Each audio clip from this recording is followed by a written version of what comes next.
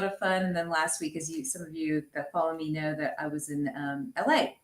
So all of it, wonderful, wonderful opportunities, wonderful times to do things. So welcome back to Sunday Night Live. I love doing this stuff. I love kind of connecting with the community and knowing what you guys are up to and what you guys are thinking and what your questions may be. You guys did post some questions this week, so we're going to get to those in just a minute.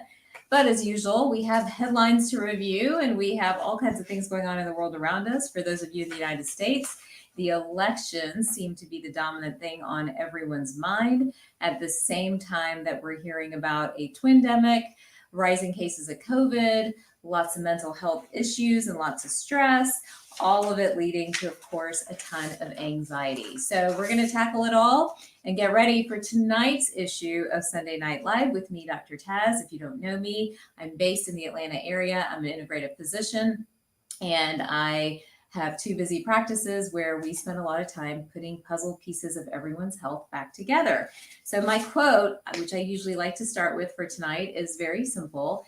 Everything we want is on the other side of fear. So has fear ever held you back? Has it stopped you from doing something or being something or achieving something? I know it's the biggest block for many of us. What will happen if I take a risk, if I do something differently, right? So instead of giving into fear, which especially at a time like this, we have a lot of, right? What's going to happen? What's going to happen with who's elected? What's going to happen with COVID? I think that we just continue to chart a roadmap. And that's really what I want us to do moving forward, is to always be thinking about what we can do, what is in our control, rather than giving in to fear and anxiety and a sense of hopelessness, which I feel like is all that we hear about right now.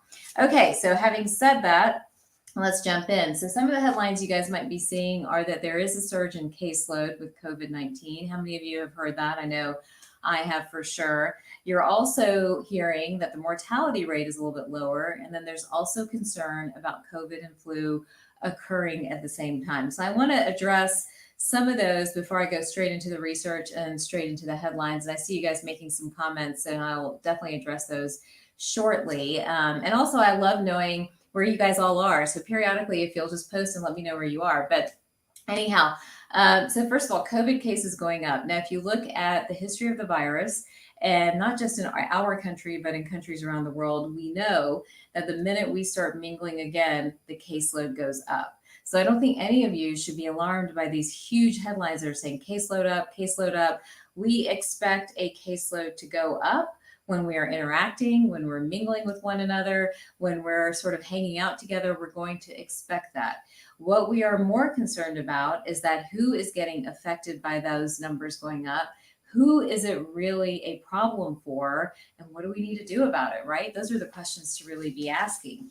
And it's been interesting to observe coronavirus or COVID. COVID, remember, is a coronavirus. And I believe, I don't know who made the statement, it might have been somebody from the White House, but somebody made the statement today or yesterday saying, it's kind of here to stay, guys. It's here. And I think we have to face the reality that it's not going to magically go away and disappear. It's here to stay, just like the flu, just like so many colds that we all deal with on any given season. And I think we have to accept that reality. So I know so many of you are telling me that you're waiting for the vaccine or that you're waiting for something. I don't think there's some magic something at the end of the tunnel there. I think we're going to have to own our health and put our pieces of our health back together and understand what we need to do to protect ourselves, similar to the conversation that we've had so many times about the flu and protecting yourself from colds and all of those things. So that's really where I want us to focus. Now, why is the mortality lower? Well, I think we know more, right? So mortality is lower because we know a lot more. I think we know treatment-wise what works a little bit better and what doesn't work. So we're not seeing the death rate that we were seeing back in March and maybe April. So that's encouraging, right? That's a little bit of good news and all of this stuff.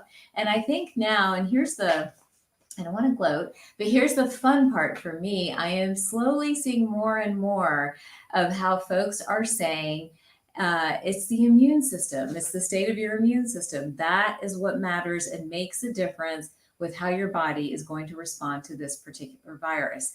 And so that's the part for me that I'm like, yes, we're getting it. We're finally understanding how the body works and what the threat is and what we need to do about it.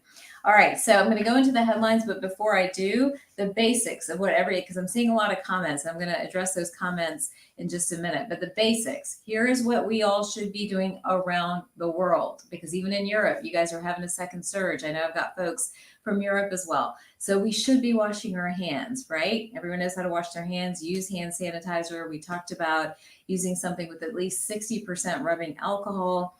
That is so helpful, or using soap and water and being very conscious of washing your hands, teaching your children to do the same. Rule number 1.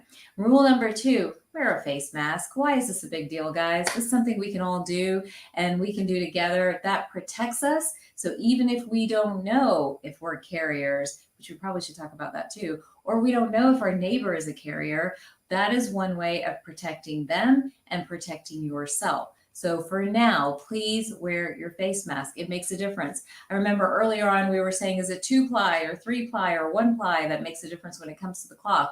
Anything works. We know that wearing a face mask makes a difference. A space of about 6 feet is generally recommended. And then the new guideline about exposure, if you've been around somebody for 15 minutes or so, that's your highest risk of exposure. All right, so those are the basics. This is 1 year where I am actually recommending a flu shot because I want to take that variable off the table for everybody. We've talked about the flu, how it's effective at different rates in any given season. But this is a particular season where we have so much on the table that I think it's not a bad idea to get it done, even though there are pros and cons to the flu shot that we've all discussed here over and over again. So those are the recommendations for the moment, but those don't take into account so much power that you each have in your hands in protecting your families and yourself when it comes to COVID-19 and the flu and colds, where it's all about your immune system. It's all about what your body is doing to fight off invaders. And we've talked about some of those key principles before, but it's eating healthy foods, getting rid of the high sugar foods, the high processed foods. It is managing your weight, getting in vitamin D and C and zinc and astragalus. These are all things that we know that truly, truly make a difference. We also know that your gut health, I had Belly Fix sitting here. I should have brought the Defender too, but Belly Fix is my kitchen sink for your digestive system. But Belly Fix, we know, and gut health in general is critical for good immune function, because so much of your immune system is manufactured, made right in the gut. And that is a Chinese medicine principle, guys. They talked about how your digestion was ground zero for your health, especially your immune health. And think about it, the spleen meridian is the meridian that's tied to digestion in Chinese medicine. And the spleen meridian is actually also a very important immune organ. So they saw that connection very clearly and stressed it over and over again. All right, you guys are making lots of great comments. I don't want to ignore them. So Dr. Jennifer's here. Yay! I love her so much. She's amazing. If you guys don't know her, she is a very gifted psychological astrologer, so brilliant, so creative, but so excited that she's joining me here. Let's see. We've got someone saying kids are in school full time since August. No one wears masks and we are fine.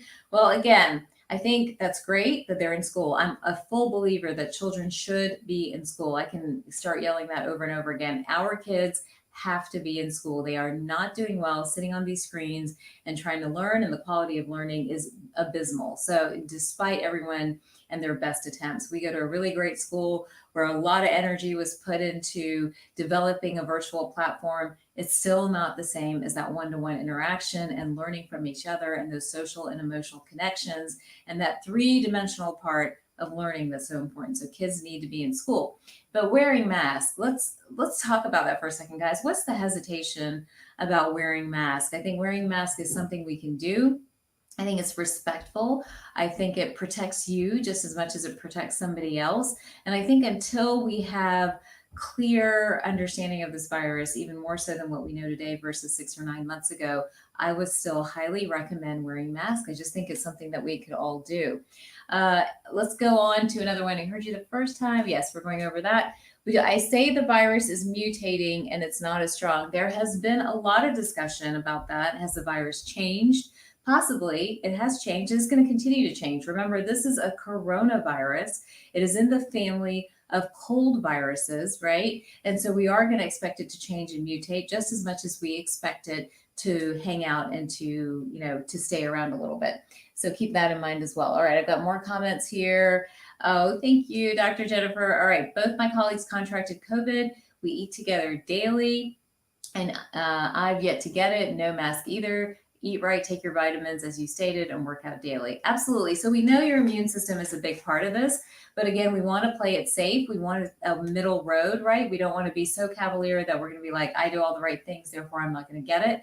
But at the same time, we want to take pride in the fact that we have good immune health. So if you're eating right and washing your hands and wearing a mask, and you've got those optimal levels of vitamin D and C and zinc and such there, then we know that you're doing the right things, for your body, and that you're taking care of your body. So all of that is excellent. And I encourage you guys to continue to do this. And I'll list all the resources that I've got in just a minute. But let's see. Okay, so many questions coming in. All right. How do you see friends safely? And that's a big one, right? We've got Thanksgiving coming, the holidays coming. I know so many of you want to see your family and your friends. And the isolation is some of the studies and the headlines that I've got here are talking about the isolation and how critical the isolation is becoming and really affecting everyone's mental health. So I think that is a big piece of this conversation too. And we don't want to institute something that is affecting everybody so profoundly that they'd rather just not be here to begin with. And I'm sure we're all in agreement there. So seeing your friends safely is gathering together in smaller groups, not real big groups, making sure everybody as they gather are relatively healthy. They don't have obvious signs of being sick, like coughing, sneezing, runny nose, that you guys are wearing masks if you're in enclosed and poorly ventilated spaces. Try to do what you can outdoors. That's another recommendation there. And then while you are together, maybe be spaced a reasonable amount. This is probably not the season to be clubbing and maybe dancing in bars necessarily, but having some sort of respectful distance is going to protect you as well. And that is still better connection and a better, a human experience than everyone being on Zoom constantly and trying to connect that way. So, so think small groups, well-ventilated areas, a little bit of distance, and making sure you guys are all healthy. And I think that way you can see your friends and even see your family without being afraid that something terrible is going to happen or you're going to cause something to somebody else. So I think that's really important as well. All right, we've got folks from everywhere. I want to say hello to them. This is Sunday Night Live. I like to do this typically on Sunday nights. I've been a bit of a slacker the last few because I have been out of town with my kiddos, taking them rafting and trying to get them to enjoy nature. We're fighting to have more green time at any given moment. And then I was in LA last weekend, as many of you guys know, and enjoying and seeing the differences. I think that's what struck me, seeing the differences between Atlanta and LA and what everyone's experiences of this pandemic, right? And California, you guys are strict and wearing your mask and everyone's observing a lot of stuff. Here in Atlanta and the southeastern area, I feel like it's much looser, quite honestly. So it's been interesting to see how culturally and maybe even politically we are all kind of leaning towards doing different things. All right, let's see. I want to get to these studies, but so many questions. I love it. All right, how do I treat GERD? And why is GERD even important in this conversation? So GERD is important. Remember, that's reflux, GERD. It's important because what did we just talk about? Digestive health is ground zero for your overall health. So if your gut is working well, we know that your immune system is working well. How do you treat GERD naturally? Well, rule number one, we want to get rid of foods that might be irritating it, right? So typically a lot of dairy, a lot of meat, these are foods that can cause a lot of reflux in some folks, a lot of acidic foods. And you can definitely see a functional medicine practitioner or an integrative practitioner, and a lot of times they'll test for that. And that's one way to understand what's happening there. But one of my I have two favorite remedies. One is glutamine. Glutamine is an amino acid. It rebuilds the intestinal lining, but it also helps with muscle recovery. So try doing about 1 gram of glutamine 2 or 3 times a day. You can mix it into a shake or take it in just some water and drink it. But that has been my go-to for reflux when somebody complains about reflux. And again, remember, with a lot of these different things, they're not going to be like, work just right away, but they're going to work gradually over time. So glutamine would be one. I love slippery elm. Have any of you guys tried slippery elm?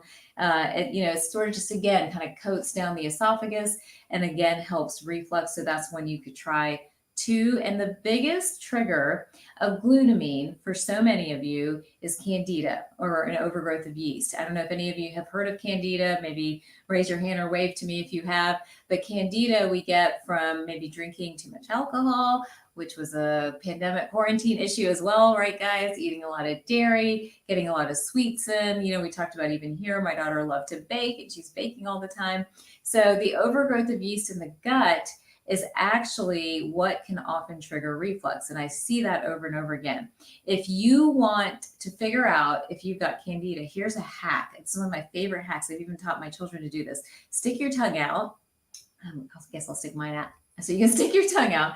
And if you have a thick coated tongue, then a thick white coated tongue, then that's often a sign of Candida or yeast overgrowth. So that's something you guys can do to see if that's an issue for you. And if it is, cut out dairy, lower your alcohol consumption, lower sugar consumption, add those probiotics in, add glutamine in, and you can even try some anti-Candida herbs. I love using berberine or bioseed, and those are some of my favorites.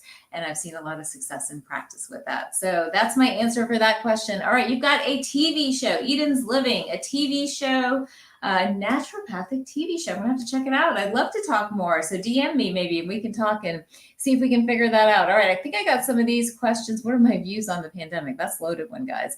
What are my views on the pandemic? It is what did I call it? I'm gonna curse right now. It's a shit show. That's what I think it is. I think the pandemic is a complete shit show from beginning to current to whatever we're headed next, where I don't know how it started. There's questions on how it started to begin with. Was this bioengineered or was it natural? Whatever you want to think about that. But then from information dissemination to action plans to support and leadership, where is it? I don't know. We haven't had it. And it's been a total mess and disaster, with fear, and I think fear mongering being the underlying unifying theme with everybody else. So that's what's really angered and frustrated me, as under it has you. My views on the pandemic, it's something to take very seriously. It is real. It exists. I know some people think it doesn't exist, but at the same time, what you can do and the power of this that's within our hands, we're not talking enough about. And I hope you guys will talk about it after hearing this, or after, even downloading some of the resources and the materials that we've got on my website, which I'll talk about in a moment. But that is the message that needs to get out there, that this is what we can do.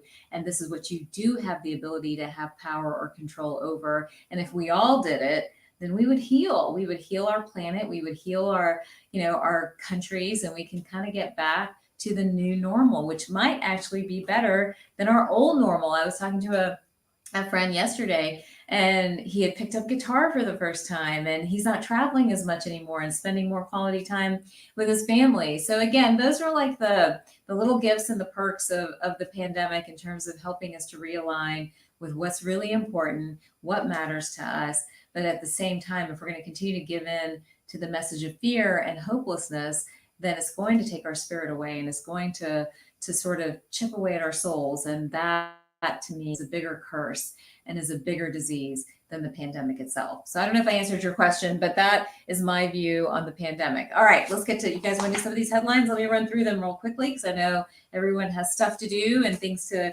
take care of. But let's talk about this first one.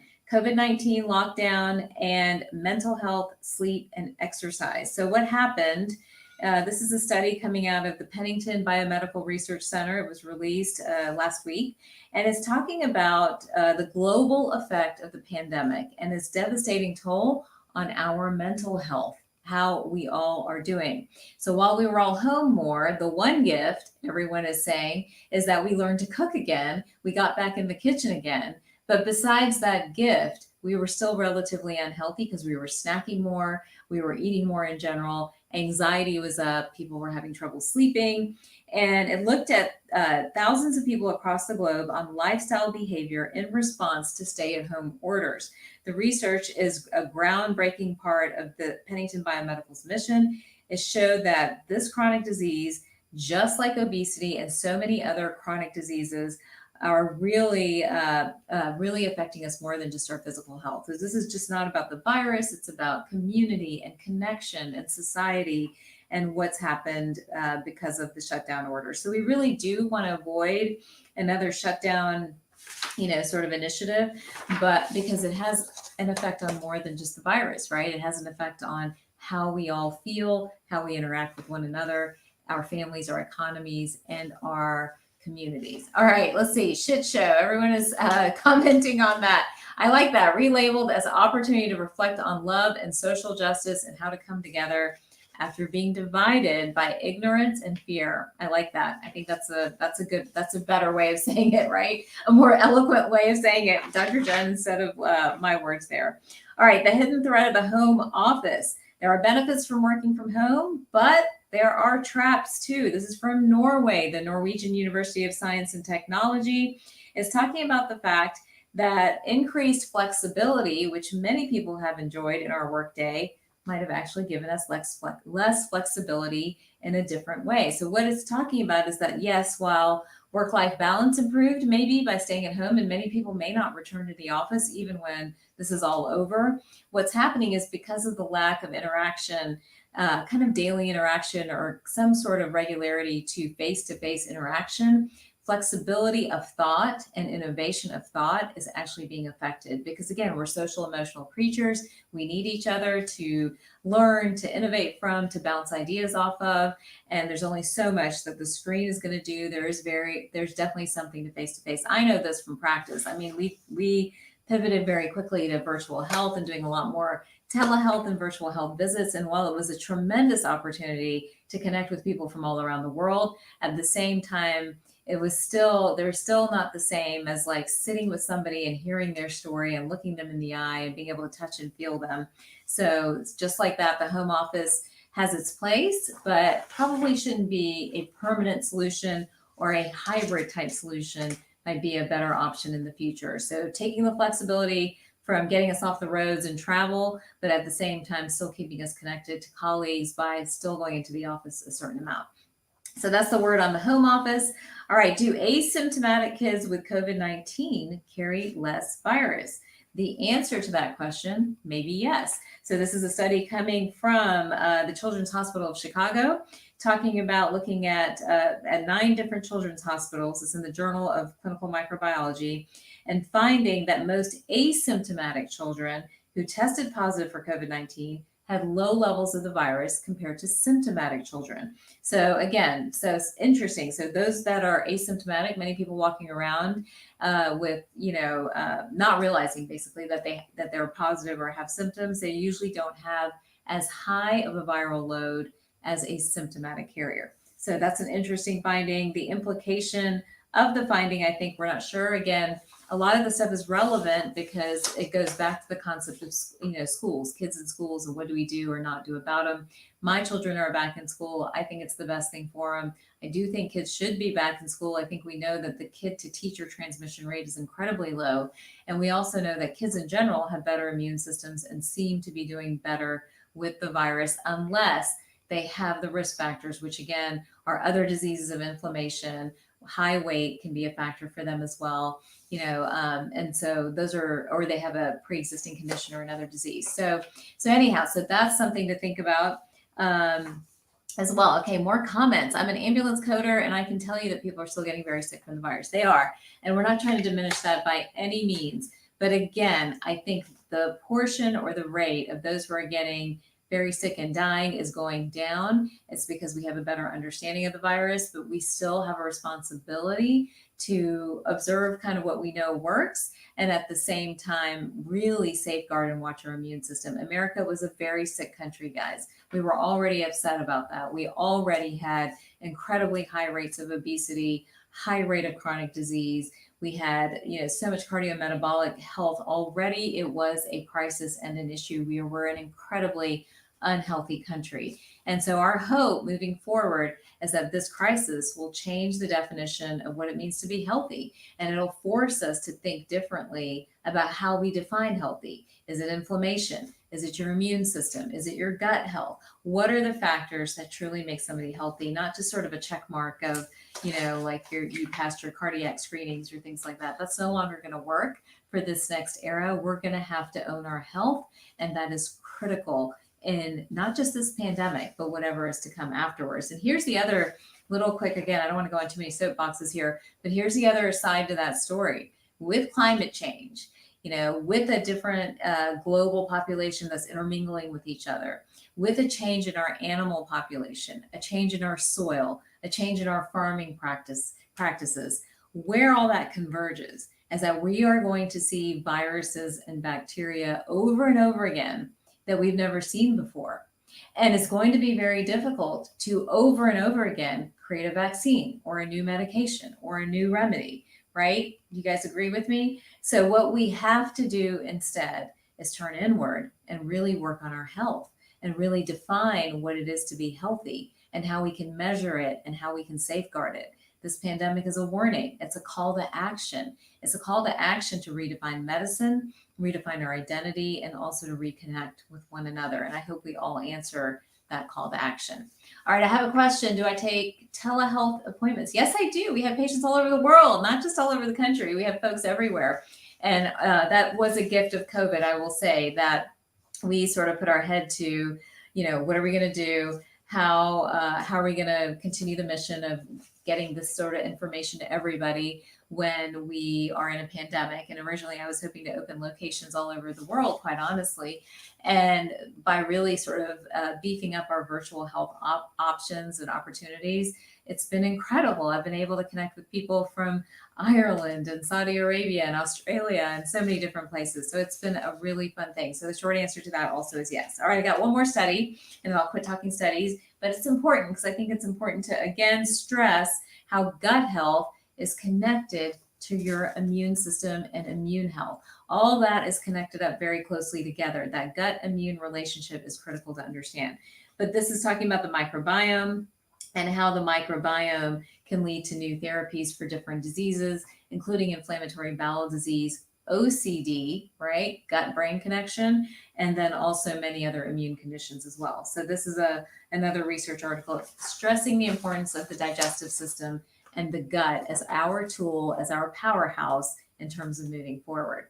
All right, a couple more questions. If you will go, actually, let's see, the best place for you to go is to go on Dr. Taz. So go to drtaz.com, doctortaz.com, and it says at the menu, kind of the menu thing at the top, be a patient. Just click on that and it'll direct you to all your different options in terms of becoming a patient. So, and let me know, you can always DM me if you want me to help you or have one of the girls just contact you directly, then we can do that as well. So that's how to get a hold of me if you want a virtual consult, which we do offer at my practices. The name of the practices is Center Spring MD. We have 2 locations here in the Atlanta area, but we also do a lot of things virtually. So we have patients everywhere, and I love it. Again, it's such an opportunity to connect with folks all around the world and hear their stories. And it's interesting, even in other countries, we're not dialing into this conversation around inflammation and what you can do about your immune health. Other countries don't have the stress load that we do, maybe the toxic load that we do, the obesity load that we do. Those are some of the variables that the United States in particular is struggling with. So that accounts for some of the differences. But I think the need for a global redefinition of what it means to be healthy, the time is now. All right, do I have a particular brand of elderberry and echinacea tea that I like better? Not really. I do like a lot when we don't have something kind of in stock with one of the brands or on the East-West line, which is my line. I like Gaia. It's Gaia. And I feel like they have really great products. And I would rely on those. And I use different products from that line from time to time. So that's one you guys could check out for sure. All right.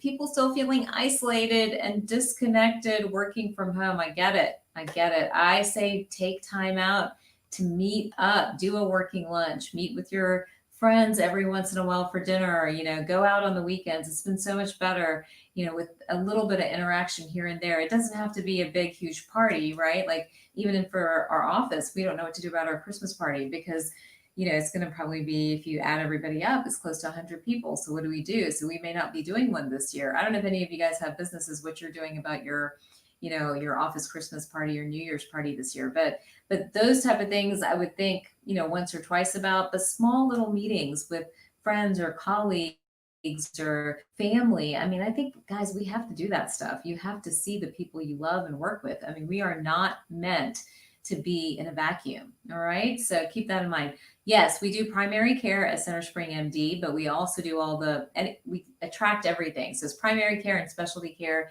because we approach everything with that integrative sort of approach there. All right, let me see if I've got any. So those are all a lot of headlines, right? And a lot of questions from you guys. I think I answered everyone's questions. I had one question that came through about the COVID vaccine and what I think we're rushing. I think we're rushing. Vaccines take time.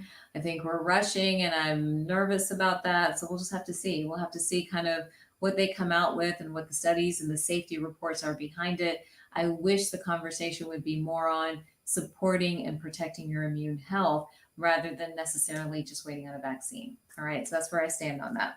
All right, resources for you. So we talked about the 101. I don't want to leave everybody without that. Hand washing, who knows the next one? Face mask. Watch your distance from each other, and then support your immune system. If you want more information about supporting your immune system, then please go to drtaz.com. Under the Learn tab, you'll find my immune support guide. It's actually here on Instagram as well under the guide highlight. You can grab it from there as well. But it's tons of information on your immune system, everything from how it works, if you like that kind of info, to what you can do about it or how to recognize that you may have an issue with it. And we're working on an immune course that should be out by mid-November or so to help everybody really get into this information about their immune health and dig into it very deeply. All right, the Defender. Every week I come down here, I'm going to bring a bottle of the Defender. I didn't do it again. But anyhow, the Defender is a product I put together at the start of COVID because I was so frustrated, quite honestly, with the lack of conversation around this whole immune health. But it's astragalus C and zinc. You can get that on the East West Way, which is my product website. So check it out there. It's also on the Center Spring site for those of you that might be joining and are patients. So check that out. The kids are back in school, right? We've got some school systems that have not opened up. Children, again, remember I started in pediatrics. Children need to be in school. I don't know how many times to say that. I can say that over and over again. We've got to get those kiddos back in school. And final announcement is Thanksgiving's coming, right? Are you guys excited? I love the holidays, so I'm excited. I'm excited about the holidays. We are celebrating the holidays. The holidays are not canceled, but the holidays, again, always mean a lot of sugar. So here's what we're going to do is starting November the 1st, which is next Sunday, hard to believe we're already headed into November, on the heels of Halloween, we are going to start the 10-day jumpstart again. So who wants in on that? I will be doing that starting next Sunday. All the materials are on the website. If you join the tribe, we'll be giving you a code to get all those materials for free. And then you'll also have access to the private Facebook group where we'll be kind of coaching over the 10 days and sharing our experiences and how we're all doing as we go through it. So I figured that's a great way to lead into Thanksgiving, kind of cleaning everything out, starting fresh, and then go into Thanksgiving, enjoy kind of the first few weeks of December so that we don't do too much damage that maybe we already started to do over the quarantine. So anyhow, so the 10-day jumpstart starts November 1. If you want to do it with us, join the tribe. You'll be getting an email with the link and all the information in the middle or the end of this week, and we'll get ready for these holidays. I am so excited about them. All right, I have one or two more questions and we'll all jump off and go ahead and wrap up this Sunday night. Do you have a line of supplements for kids and toddlers? No, but I am actively working on it because it's such a need. And I see that over and over again. So that's next on my list. We've got a lot of projects in the work and a lot of things that are coming up, and that's definitely one of them. So stay tuned on that one. All right, if there are no more questions, thank you for taking time out of your Sunday to join me for Sunday Night Live. I love doing this so much, and I hope you feel empowered and have a message of hope rather than fear. I encourage you to spread the word and just keep everybody uplifted. I think that's so important in getting us through the weeks ahead. I think if you're here in the United States, the weeks ahead may prove to be a bit challenging. I think, again, really build your communities, be supportive, be patient with one another, None of us know what to expect with this election, but whatever the outcome is, we want peace and we want unity and we want leadership. I know I want that for sure. And I'm sure all of you do as well. And as far as the pandemic and the headlines about surges, they're going to happen. What can you do? Stick to what we know and protect yourself, your families, your immune systems, and your communities. All right, that's all I've got. Follow your dreams. They always know the way. Stay healthy, stay well, stay super powered. I will see you guys soon. Take care.